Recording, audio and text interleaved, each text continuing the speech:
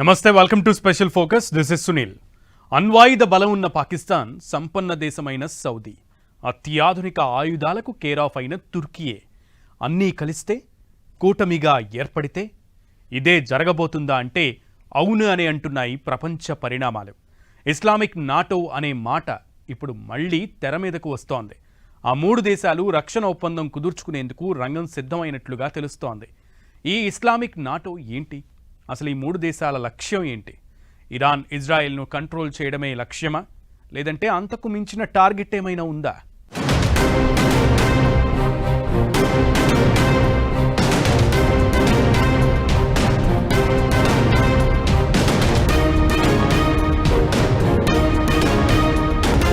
మళ్లీ తెర మీదకు ఇస్లామిక్ నాటో అంశం. కూటమిగా పాక్, సౌదీ, తుర్కియే దేశాలు. ఈ కూటమే ఇస్లామిక్ నాటో అంటూ చర్చ. మూడు దేశాల మధ్య రక్షణ ఒప్పందం. ఇస్లామిక్ నాటోతో ప్రపంచంపై ఎఫెక్ట్ ఎంత? ఇస్లామిక్ నాటో అసలు లక్ష్యం ఏంటి? ఇరాన్, ఇజ్రాయెల్ ను కంట్రోల్ చేయడమేనా? ప్రపంచమే ఓ యుద్ధ రంగంగా మారిన వేళ భౌగోళిక రాజకీయాలు వేగంగా మారుతున్నాయి. ఏ దేశం మరో దేశాన్ని శాశ్వత మిత్రువుగా, శాశ్వత శత్రువుగా చూడలేని పరిస్థితి. అలానే కనిపిస్తున్నాయి రాజకీయాలు. ఇలాంటి పరిణామాల మధ్య కొత్త కూటములు, కొత్త స్నేహాలు తెర మీదకు వస్తున్నాయి. ఇస్లామిక్ నాటో అనే మాట మళ్లీ చర్చకు వస్తోంది. ఉత్తర అమెరికా, యూరప్ దేశాల కలయికతో ఏర్పడిన నాటో కూటమి ప్రపంచమంతా తెలుసు. రెండో ప్రపంచ యుద్ధం తర్వాత సోవియట్ యూనియన్ను అడ్డుకోవడానికి 1949లో నాటో ఏర్పాటైంది. మొదట్లో 12 దేశాలకు ఇందులో సభ్యత్వం ఉండగా ప్రస్తుతం ఇందులో 32 దేశాలు ఉన్నాయి. నాటో కూటమిలో చేరడానికి యుక్రెయిన్ ప్రయత్నాలు చేయడంతోనే రష్యా ఆ దేశంపై యుద్ధానికి దిగింది. నాటో కూటమిలోని ఏ ఒక్క సభ్య దేశంపై దాడి జరిగినా సరే కూటమిలోని అన్ని దేశాలపై దాడి జరిగినట్లుగా పరిగణిస్తారు. దాడికి గురైన దేశానికి మద్దతుగా కూటమిలోని మిగతా 31 దేశాలు సైనిక చర్య చేపడతాయి. ఈ కూటమికి పెద్దన్న అమెరికా.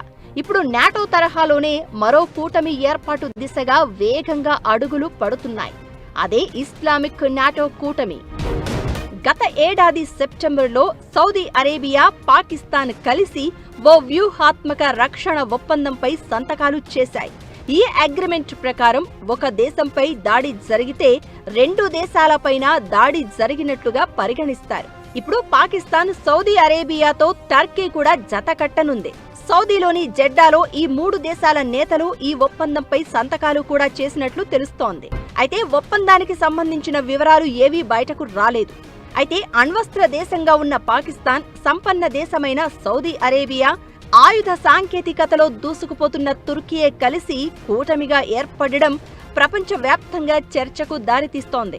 ఇరాన్పై అమెరికా, ఇజ్రాయెల్ దాడుల తర్వాత పశ్చిమాసియాలో ఉద్రిక్త పరిస్థితులు కొనసాగుతున్న సమయంలో ఈ పరిణామం చోటు చేసుకోనుంది. ఈ ఒప్పందం ద్వారా 3 ప్రధాన ముస్లిం దేశాల మధ్య రక్షణ సహకారం మరింత స్ట్రాంగ్ కానుంది.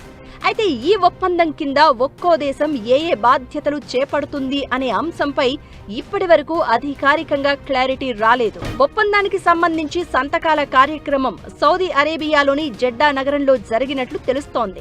తుర్కీయే అధ్యక్షుడు రెసెప్ తయ్యిప్ ఎర్డోగాన్, పాక్ ప్రధాని షెహబాజ్ షరీఫ్, పాక్ ఆర్మీ చీఫ్ అసిమ్ మునీర్ కలిసి Saudi crown prince Mohammed bin సల్మాన్తో సమావేశం అయ్యారని టాక్. తుర్కీయే ఇప్పటికే నాటో సభ్య దేశంగా ఉండగా అమెరికాకు సౌదీ అరేబియా అత్యంత సన్నిహిత భాగస్వామ్య దేశాల్లో ఒకటి. ప్రపంచంలో అతిపెద్ద చమురు ఎగుమతిదారుల్లో సౌదీ ఒకటి. మరోవైపు అణ్వాయుధాలు కలిగిన ఏకైక ముస్లిం దేశంగా పాకిస్తాన్కు ప్రత్యేక స్థానం ఉంది. ఇలాంటి పరిస్థితుల్లో 3 దేశాల మధ్య రక్షణ ఒప్పందం నిజమే అయితే అది ప్రపంచ రాజకీయాలను మార్చేయడం ఖాయం. దీంతో ఈ కూటమికి వ్యూహాత్మకంగా అధిక ప్రాధాన్యం ఏర్పడింది. ఇరాన్పై కొనసాగుతున్న యుద్ధం కారణంగా గల్ఫ్ ప్రాంత భద్రతా వ్యవస్థల్లోని బలహీనతలు వెలుగులోకి వచ్చాయి. ఇకటు హర్ముజ్ జలసంధి ద్వారా చమురు, ఇతర కీలక వస్తువుల రవాణాకు అంతరాయం ఏర్పడడంతో గల్ఫ్ దేశాల్లో భద్రతాపరమైన ఆందోళనలు మరింత పెరిగాయి. ఇలాంటి పరిస్థితుల మధ్య మూడు దేశాల మధ్య రక్షణ సహకారాన్ని మరింత విస్తరించే ప్రయత్నాలు వేగం పుంజుకున్నాయి. విస్తృత ప్రాంతీయ భద్రతా వేదిక ఏర్పాటుకు తమ దేశం మద్దతు ఇస్తుందని, దీని ద్వారా పరస్పర సహకారం, ప్రాంతీయ స్థిరత్వాన్ని బలోపేతం చేయాలని లక్ష్యంగా పెట్టుకున్నట్లు తుర్కీయే అంటోంది. ప్రస్తుతం ప్రతిపాదిత త్రైపాక్షిక రక్షణ ఒప్పందం ఇప్పటికే పాక్, సౌదీ మధ్య అమల్లో ఉన్న రక్షణ సహకారానికి విస్తరణగా భావిస్తున్నారు. గత ఒప్పందం ప్రకారం భాగస్వామ్య దేశాల్లో ఏదైనా ఒక దేశంపై దాడి జరిగితే అది రెండు దేశాలపై జరిగిన దాడిగానే పరిగణిస్తారు. అయితే ఇప్పుడు మూడు దేశాల మధ్య రక్షణ ఒప్పందంపై గత ఏడాది నుంచి చర్చలు కొనసాగుతున్నాయి. ఈ ఏడాది జనవరిలోనే ఈ చర్చలపై రకరకాల ఊహాగానాలు వినిపించాయి. అయితే ఒప్పందానికి సంబంధించి అధికారిక ప్రకటన కోసం ప్రపంచమంతా ఎదురు చూస్తోంది. త్రైపాక్షిక రక్షణ ఒప్పందంపై పాక్ ప్రభుత్వం నుంచి కానీ, ఆ దేశ సైన్యం నుంచి కానీ ఇప్పటివరకు అధికారిక స్పందన రాలేదు. సౌదీ అరేబియా ప్రభుత్వం కూడా ఈ అంశంపై ఎలాంటి ప్రకటన చేయలేదు. ఇకటు పశ్చిమాసియాలో చోటు చేసుకుంటున్న ఈ వ్యూహాత్మక పరిణామాలను భారత ప్రభుత్వం నిశితంగా పరిశీలిస్తున్నట్లుగా తెలుస్తోంది. ఇప్పుడు మూడు దేశాల మధ్య రక్షణ ఒప్పందం ఇరాన్, ఇజ్రాయెల్ను కంట్రోల్ చేయడానికేనా అనే చర్చ జరుగుతోంది. ఇదంతా ఎలా ఉన్నా నిజానికి ఇస్లామిక్ నాటో అనే మాట చుట్టూ కొంతకాలంగా చర్చ జరుగుతోంది. అయితే ఇప్పుడు పాక్, తుర్కియే, సౌదీ మధ్య రక్షణ ఒప్పందంతో ఈ వ్యవహారం మళ్లీ హాట్ టాపిక్ అవుతోంది. అయితే నాటో తరహాలో ఇది అధికారిక సైనిక కూటమి కాదు. ఇస్లామిక్ నాటో అనే పేరును ఏ దేశం కూడా అధికారికంగా ఉపయోగించలేదు. మూడు దేశాల మధ్య రక్షణ సహకారం కారణంగా ఆ పేరుతోనే చర్చలు మొదలయ్యాయి. ఓవరాల్ గా మధ్యప్రాచ్య వ్యూహాత్మక వ్యవహారాల్లో పాత్రను పెంచుకోవాలని పాకిస్తాన్ ప్రయత్నిస్తున్న వేళ ఇప్పుడి ఒప్పందం ఆసక్తి రేపుతోంది. ఇకటు ఇస్లామిక్ నాటో లాంటి కూటమి ఏర్పడితే గల్ఫ్ భద్రత, మిడిల్ ఈస్ట్ శక్తి సమీకరణాలు, ప్రపంచ వ్యూహాత్మక రాజకీయాలపై ప్రభావం చూపే అవకాశం ఉంటుందనే అభిప్రాయాలు వినిపిస్తున్నాయి. సౌదీ అరేబియా ఆర్థిక బలం, టర్కీ రక్షణ సాంకేతికత, పాకిస్తాన్ అణ్వాయుధ సామర్థ్యం, ఈ మూడింటి కలయికతో రూపుదిద్దుకుంటున్న ఇస్లామిక్ నాటో ఇప్పుడు అంతర్జాతీయంగా సంచలనం రేపుతోంది. మధ్యప్రాచ్యంలో వేగంగా మారుతున్న ఈ వ్యూహాత్మక అక్షం పరిణామాలను భారత్ నిశితంగా పరిశీలిస్తోంది. అసలు ఆ మూడు దేశాలు కలిస్తే భారత్కు ఎందుకు టెన్షన్? ఇలాంటి కూటములు మన దేశంపై ఎలాంటి ఎఫెక్ట్ చూపిస్తాయి? అసలు ఇస్లామిక్ నాటో అనేది సాధ్యమేనా? నిజమే అయితే భారత్ ఎలా ఎదుర్కొనే ఛాన్స్ ఉంది? ఇస్లామిక్ నాటో పరిణామాలపై భారత్ కన్ను. మూడు దేశాలు కలిస్తే భారత్కు ఎందుకు టెన్షన్? త్రైపాక్షిక కూటమితో భారత్కు ముప్పు ఏంటి? అసలు ఇస్లామిక్ నాటో అనే మాట ఎలా పుట్టింది? ఇస్లామిక్ నాటో అసలు సాధ్యమయ్యేనా? అమెరికా, ఇజ్రాయిల్, ఇరాన్ మధ్య సాగుతున్న ఉద్రిక్తతలు మధ్యప్రాచ్య రక్షణ ముఖ చిత్రాన్ని వేగంగా మార్చేస్తున్నాయి. ప్రాంతీయ శక్తులన్నీ ఏకమై ఒక శక్తివంతమైన రక్షణ కూటమిని ఏర్పాటు చేసే దిశగా అనేక దేశాలు అడుగులు వేస్తున్నాయి. ఇప్పుడు పాక్, సౌదీ, తుర్కీయే కలిసింది కూడా అందుకే. ఈ మూడు దేశాలను గమనిస్తే అవి ఇస్లామిక్ దేశాలు, అందులోనూ సున్నీ దేశాలు. అంతేకాదు అణ్వాయుధాలు ఉన్న ఏకైక ఇస్లామిక్ దేశం పాక్. సౌదీ అరేబియా దగ్గర భారీగా సంపద ఉంది. చమురు విక్రయంతో ధనిక దేశంగా మారింది. రక్షణ రంగంలో తుర్కీయే ఎంతో పురోగతి సాధించింది. తక్కువ ధరలోనే మానవరహిత డ్రోన్లు తయారు చేయడంలో నేర్పరి. అమెరికా, చైనా, రష్యా తర్వాత 5వ తరం స్టెల్త్ ఫైటర్ జెట్ను తయారు చేసిన దేశంగా తుర్కీయే నిలిచింది. మిలిటరీ ఎలక్ట్రానిక్స్, ఎలక్ట్రానిక్ వార్ఫేర్లో టర్కీ అగ్రరాజ్యాలతో సమానంగా ఎదిగింది. సౌదీ సంపద, పాక్ అణ్వస్త్రాలు, టర్కీ రక్షణ పురోగతి, ఈ మూడు కలిసి ఓ డెడ్లీ కాంబినేషన్ను తయారు చేసే ప్రయత్నంగా ఈ రక్షణ ఒప్పందాన్ని చూడొచ్చనే అభిప్రాయాలు వినిపిస్తున్నాయి. పాక్, సౌదీ, తుర్కీయే ఒప్పందాన్ని భారత్ నిశితంగా గమనిస్తోంది. దీనికి చాలా కారణాలు ఉన్నాయి. ఈ కూటమిలో పాక్ కీలక భాగస్వామిగా ఉండడం ప్రధాన కారణమైతే, తుర్కీయతో భారత్ సంబంధాలు ఈ మధ్య ఉద్రిక్తంగా మారడం ఇంకో కారణం. ఇకటు సౌదీ అరేబియా, యుఏఈతో భారత్ వ్యూహాత్మక సంబంధాలు మరింత బలపడుతున్న సమయంలో ఈ పరిణామం చోటు చేసుకోవడం మరింత ప్రాధాన్యత సంతరించుకుంది.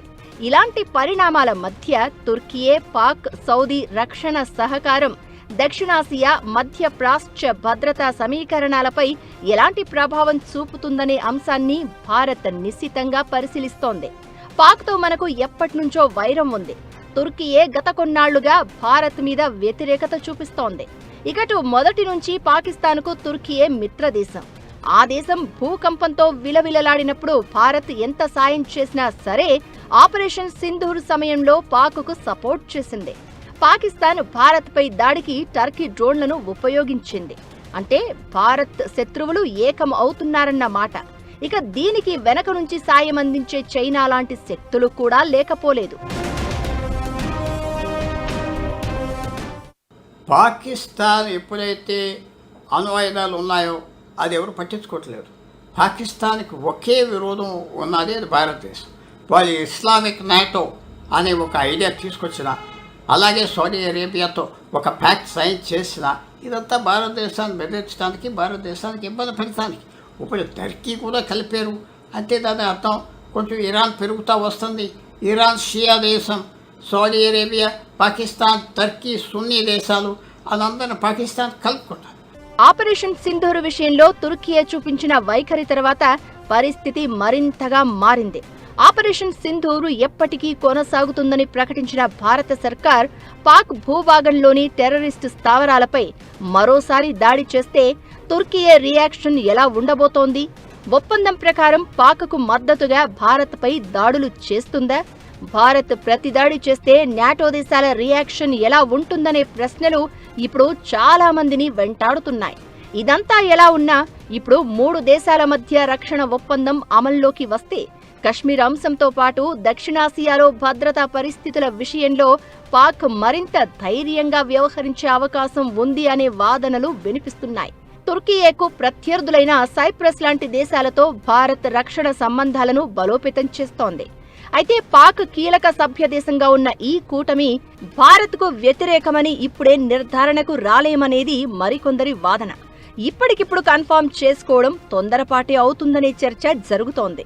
పాక్, టర్కీ, సౌదీ సున్నీ ముస్లిం దేశాలు, షియా ఆధిక్యం ఉన్న ఇరాన్ను కలిసికట్టుగా అడ్డుకోవడం అనేది ఈ ఇస్లామిక్ నాటో కూటమి ప్రధాన ఉద్దేశం కావచ్చు అనేది ఇంకొందరి అభిప్రాయం. ఇప్పుడు 3 దేశాల మధ్య రక్షణ ఒప్పందంతో ఇస్లామిక్ నాటో అనే మాట చుట్టూ చర్చ జరుగుతున్నా ఇది అంత ఈజీ కాదు. భారత్ లాంటి అతిపెద్ద దేశంతో చాలా ఇస్లామిక్ దేశాలకు మంచి సంబంధాలు ఉన్నాయి. యుఏఈ, సౌదీ, మలేషియా, ఇండోనేషియా దేశాలతో విస్తృత వ్యాపార సంబంధాలు ఉన్నాయి. పాక్ కోసం ఈ దేశాలు వ్యాపారాన్ని కాదనుకునే పరిస్థితి లేదు. ఇస్లామిక్ దేశాల్లో ఒకరంటే ఒకరికి పడదు. ఇరాన్ అంటే సౌదీ అరేబియాకు, ఖతార్ అంటే యుఏఈ, బహ్రెయిన్కు పడదు. ఇవన్నీ ఒక్క తాటిపైకి వచ్చే అవకాశం చాలా తక్కువ. ఇకటు పొరుగున జరుగుతున్న పరిణామాలను భారత్ నిశితంగా గమనిస్తోంది.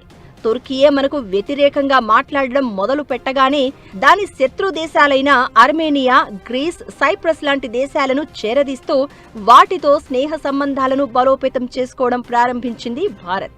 తుర్కీయేతో శత్రుత్వం ఉన్న ఫ్రాన్స్, ఈజిప్ట్ దేశాలు కూడా ఇప్పటికే మనకి మిత్ర దేశాలు. ఈ దేశాలతో మన స్నేహ సంబంధాలను మరింత పెంచుకోవాల్సి ఉంటుంది. ఇస్లామిక్ నాటో కూటమి ఏర్పడినా ఇప్పటికిప్పుడు భారత్కు ఇబ్బంది ఉండకపోవచ్చు.